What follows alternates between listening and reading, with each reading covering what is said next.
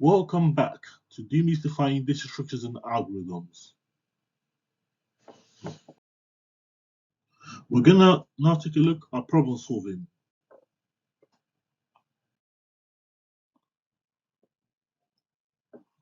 What is a problem? And we're gonna look at examples of problems in the real world. A problem is a gap between the state you are at and the objective. When our objective is not met, the problem is not solved.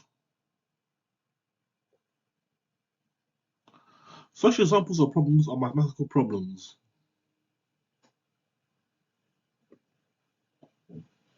Problems are in different forms and can vary.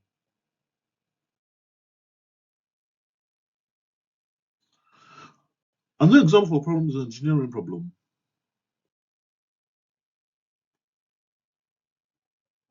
Now we're going to turn to what are concepts.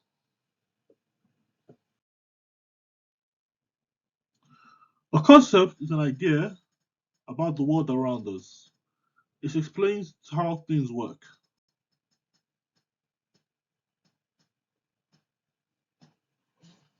Such examples are Einstein's theory of relativity.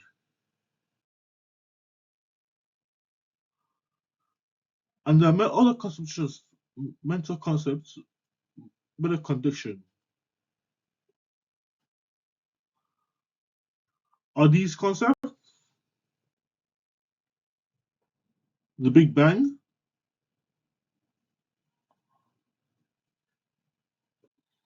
migration, the storybook about flying pigs? Is this a concept? What is a mental model?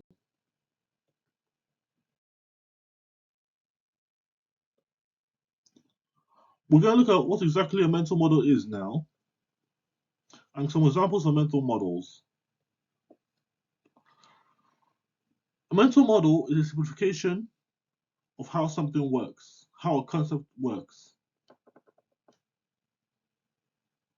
A mental model can be denoted in 3 steps.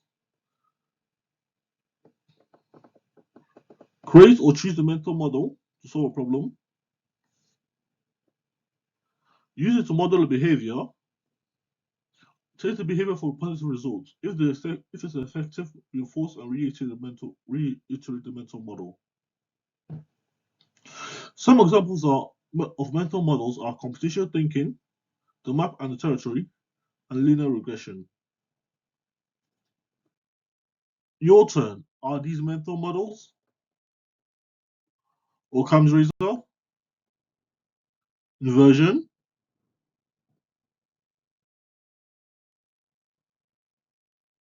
We're going to now look at phrasing a problem.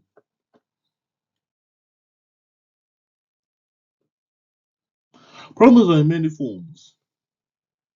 We could phrase a problem to identify the root cause. If we couldn't identify the cause, we could phrase a problem more differently to identify the gaps. And we're now diving into other territories of problem solving, such as creative problem solving. We can use various techniques to identify the gaps.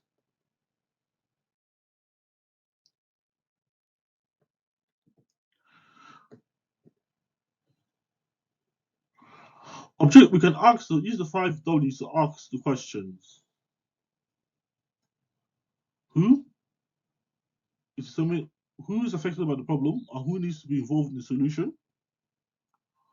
What are the constraints and limitations that may impact the solution, and what are the goals or objectives needed to be achieved? Where, the context or location of the problem. When, the time frame of the problem. And why. And why the problem needs to be addressed.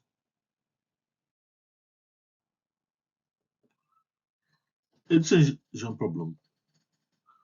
A decision problem involves determining the uh, whether an even instance satisfies a given property or condition. The answer is yes or no. Is there a solution that meets the specified criteria? An example of this is deciding whether a given number is prime.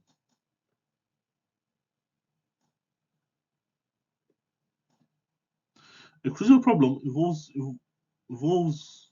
innovative, innovative and unconventional solution. This problem requires outside-the-box thinking and may not have a clear solution, and having gaps as well. We could phrase it as what innovative approach can we take to achieve a goal, or we can propose, or more formally, we can propose a different ways to engage to enhance user engagement on our website.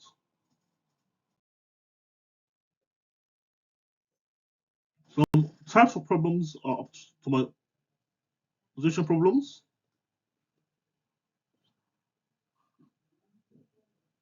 and search problems. Now, we're going to take a look at computational thinking and asking how to solve the problem.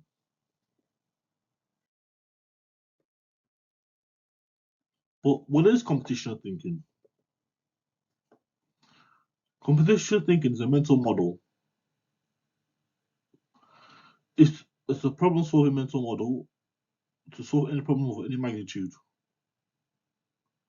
It has 4 steps: decomposition, passive recognition, abstraction, and representation. Here I've composed a computational thinking diagram.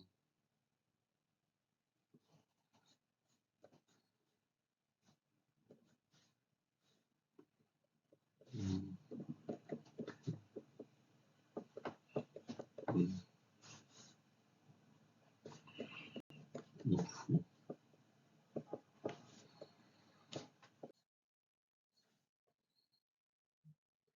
Stages of computational thinking: decomposition,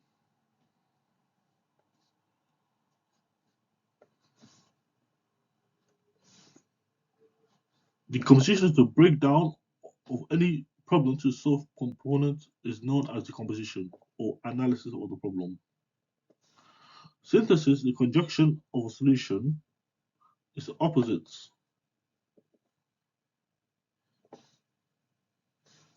And is the final stage of computational thinking.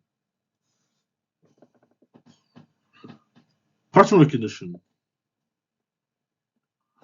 Pattern recognition is the second stage of computational thinking. Pattern recognition is the act of searching and finding relative, repeating things that happen within a problem.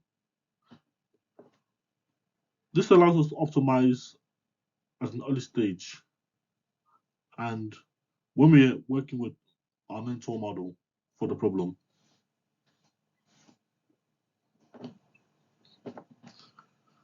Thirdly, abstraction.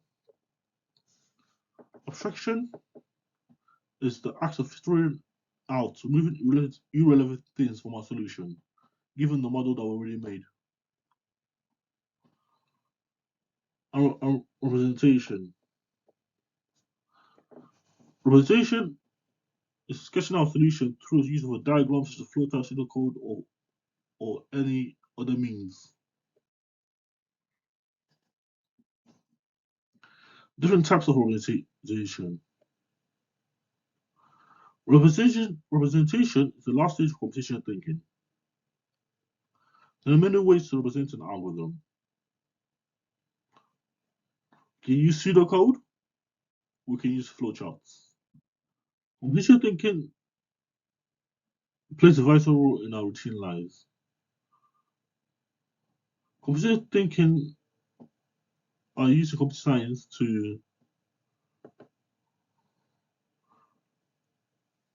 for us to model a solution